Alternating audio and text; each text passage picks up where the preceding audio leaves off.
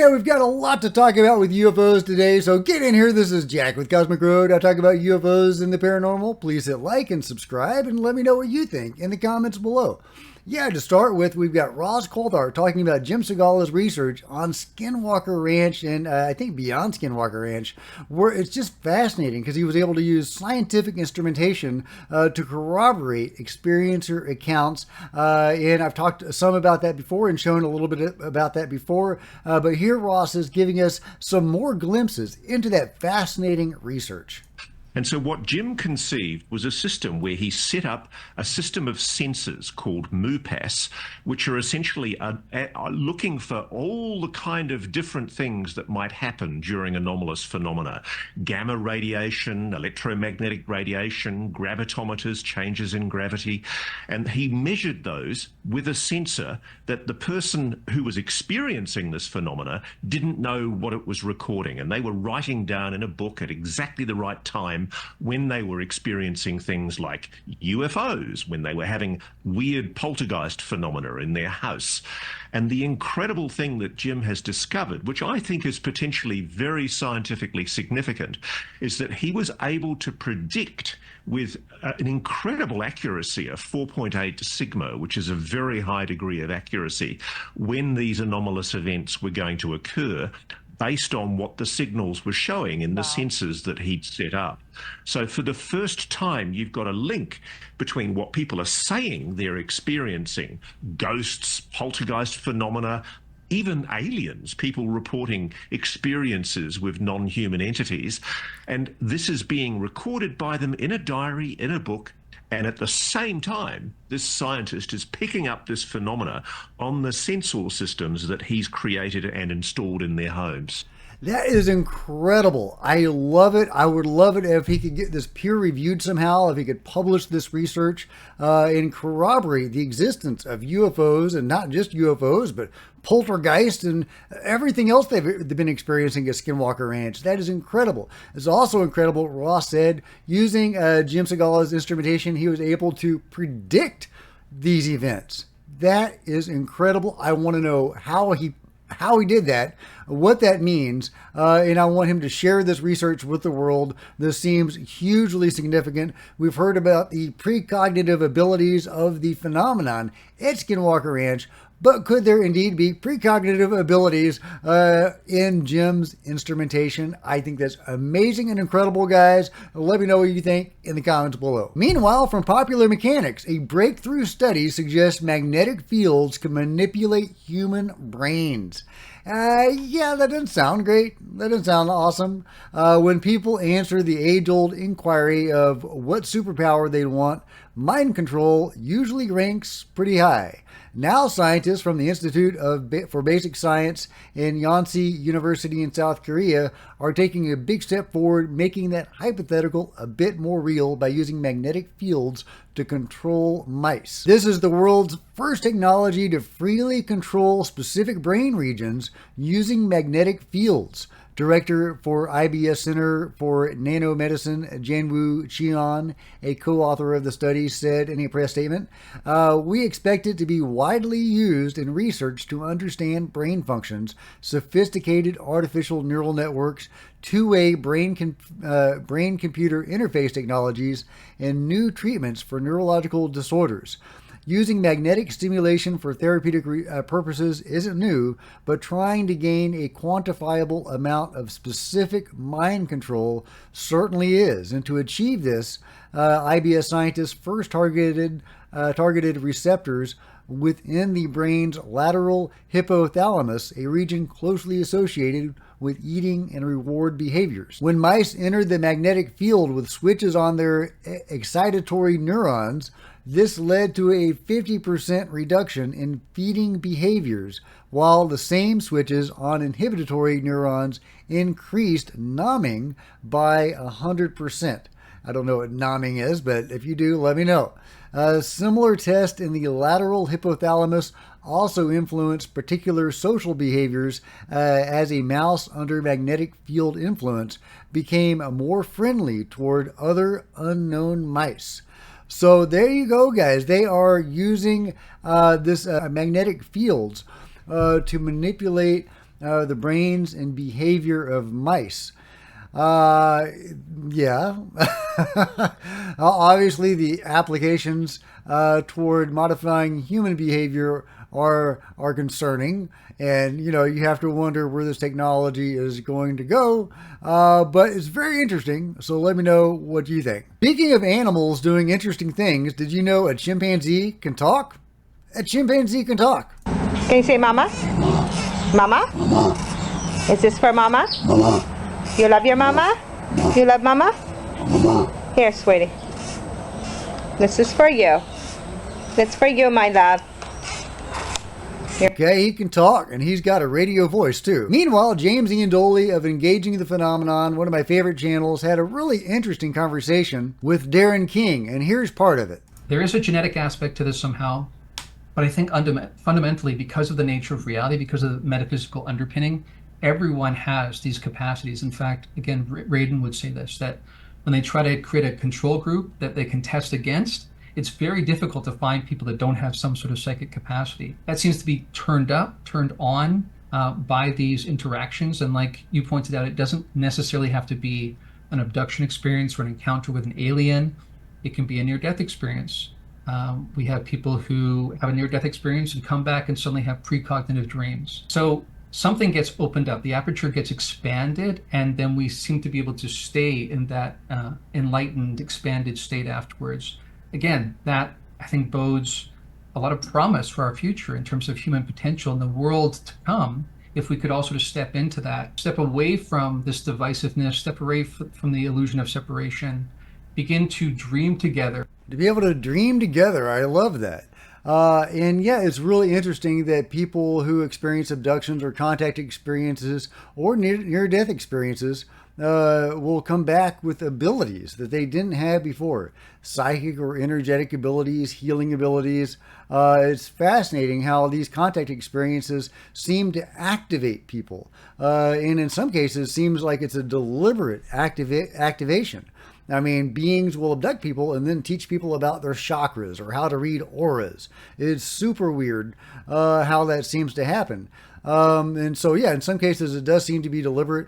And I would suggest that, you don't have to have a contact experience quite like that to be activated if that's something that you are interested in. You could also, for me personally, I did ghost hunting and Reiki and other things that I believe helped me in my own journey to developing some of these sensitivities that they're talking about.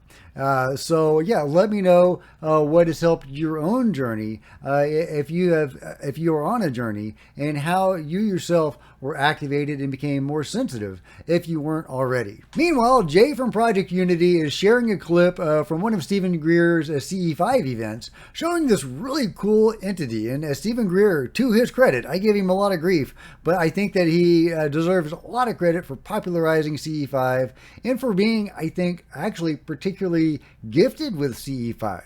And yeah, and what is this weird smoky thing? What is that that came to these people during this event?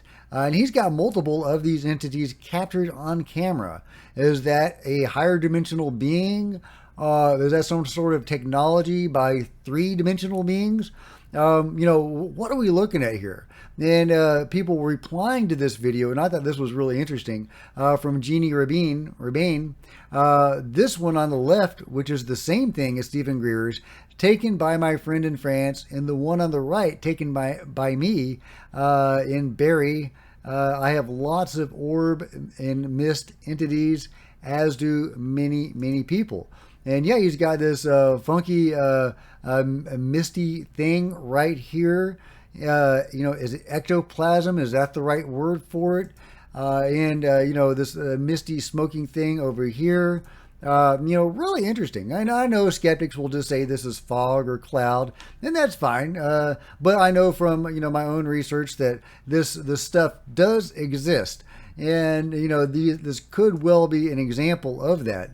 I think that is just super fascinating. We are interacting with stuff we don't understand but I would love to understand it. Meanwhile, here's an older clip from author Dr. Carla Turner, who wrote a book about abductions. And while she was having a phone conversation with one of her abductee people that she was writing about, she and the abductee had a very unusual experience. Let's give a listen. I was talking with one of the 8 women whose cases I'm reporting on in this book. Her name is Angie. She's in Tennessee. I'm in Arkansas. We were on the phones, and both of our phones were regular phones, not cellular or anything like that. In the course of our conversation, Angie was telling me about a recent abduction experience she had just had, in which this particular group of humanoid-looking so-called hybrid aliens were with her in a facility, and they told her they came from the area of Cassiopeia, and the constellation. And she said, Carla, what do you think about that? Is there any possible way this might be true?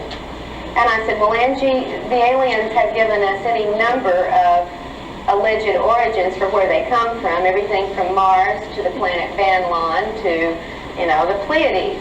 But we don't have any way to check this out, so we don't have any reason to believe or disbelieve what they say without some sort of confirmation. Who knows where they come from?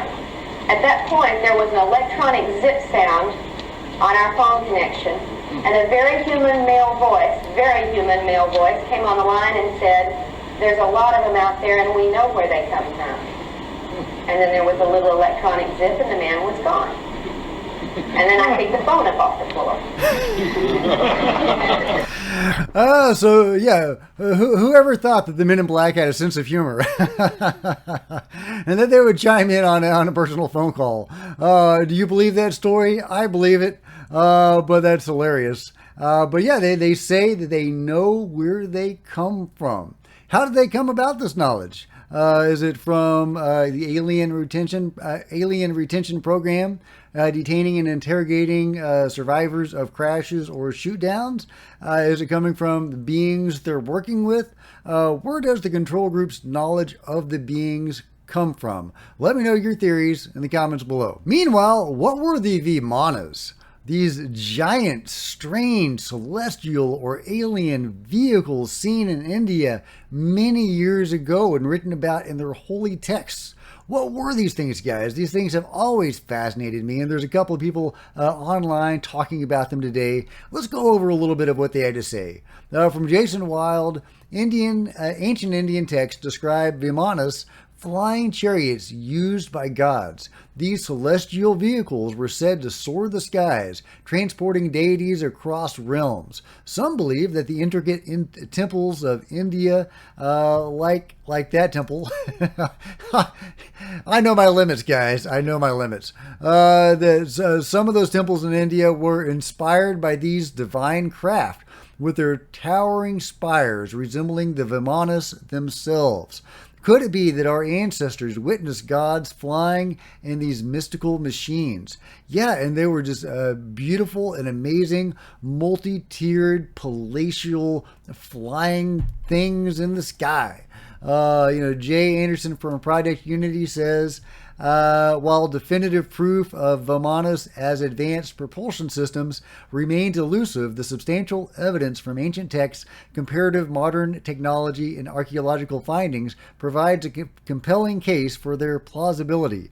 The detailed and technical descriptions found in texts like the Rig Veda and those other texts, along with the potential parallels to modern technology, suggest the Vimanas could represent a forgotten chapter in the history of human innovation. Well, was it human innovation or was it something altogether different? If these things were real, I would say that probably something altogether different. I've heard some people say actually Vimanas do exist, but that they're bad news, and if you see one, run away. But I don't know if that's true or not, if that's real information or not. I would definitely want to go in one of those bad boys. I mean, they are gorgeous. Whatever they were, but I have to wonder because of the strange, sometimes reflective nature of the phenomenon. is it actually as it appears? I think of the fantastic airships that people were seeing back in the late 1800s that appear to be UFOs that are morphing or, presenting themselves in a certain way to be understood by the people of the time. And they wanted to be seen, which is a parallel to UFOs making shows and displays in our modern age. They want to be seen. Is that to raise our consciousness? Whatever that is. Some subset of UFOs want to be seen, and they may, present themselves in ways that we can understand them. We see them as technological devices. Is that what they are? I mean, you can reverse engineer them. It's hard to get much more technological than that, right? You can fly around in them. You can reverse engineer them. So is the technology, is that the end game? Is that, presenting these other aspects? And of course, I'm thinking of the Vonas might be a parallel to those airships that people were seeing in the 1800s. Could those be presenting themselves to the people of the time in the same way that the airships presented themselves to the people of that time? It was culture and time dependent. It very well could have inspired the Indian temples or some of them. Totally possible, or it could have been the other way around. Maybe Indian temples came first, and that the people had that in their mind, and that's what inspired the Vimanas. But if the Vimanas came first, then I guess that's that. But either way, it's super fascinating to consider that UFOs could have presented themselves in different ways over time, and that the Vimana phenomenon, say that 5 times, guys, Vimana phenomenon. Okay, don't say that 5 times drunk, or if you do, videotape it. But anyway, but yeah, it could be the same phenomenon that people are seeing with the airships, and possibly even other aspects of the phenomenon as well. Fairies and gnomes, stuff like that. Jacques Vallée has talked about how those could be, those could be alien abductions, but they were perceived differently by the people of the time and reported differently by the people of the time. It's interesting, this strange reflective nature that the phenomenon has, how it presents itself to different peoples in different times in different ways. And it's really hard to know what we're looking at even when we're looking at it. So yeah, let me know your thoughts about all of this in the comments below. Either way, some funky stuff was going on in history, and I am fascinated by it. Meanwhile, from Bruce Cecil comes this awesome video about another giant UFO near the sun. This is incredible, guys. Check this out. You're the first viewer. I love you very much. Thank you so much. The sun starting to worry us all, well, those of us watching it. This is an incredible planet-sized object going by the sun that I got quite a few years ago. This was 2018. And of course, when coronal mass ejections were happening back then, a lot of activity around the sun. And we can see this massive object going by. Caught that, wow. Just incredible. A rare occasion. Yeah, I mean, can you think of a mundane reason for that object? A mundane explanation? Could that be some sort of massive meteor or asteroid that for some reason didn't fry in the sun? Or is that a giant UFO using its technology to withstand the heat of the sun, maybe absorbing energy from the sun or doing something else regarding the sun? Is that evidence of another giant UFO? Huge, like planet-sized UFO. Flying by the sun. Let me know what you guys think. Meanwhile, wise words from Richard Dolan. If you do not know what Operation Mockingbird was historically, you need to know. It is important not just for every American citizen. This wasn't a U.S. program after all, but really for anyone in the world, because this is a model for really what we see around the world now. And talked about how there were hundreds of U.S. journalists, hundreds, who had been on the secret pay of the CIA during the Cold War, manipulating news and spinning it on behalf of the CIA. That's a known program, but to think that it's ended or gone away, clearly it hasn't. You just read any kind of Western media news and you can see the fingerprints of the intelligence agencies all over it. But then just looking at the media objectively, look at media coverage of this phenomenon since 2007. And what you really see is that far from some kind of media disclosure effort, the media has been almost completely silent on this. Wise words indeed, Richard. The CIA, the control group, they have been covering this stuff up forever. They have been brainwashing the public about UFOs for at least 70, 80 years, suppressing real information, promoting false information, and they are still doing it. It's so frustrating. I think the tide is beginning to turn, and I think there are elements within the control group that want this information to come out, and I think it's going to come out. I think it's going to come out, guys. But it is so frustrating until it happens.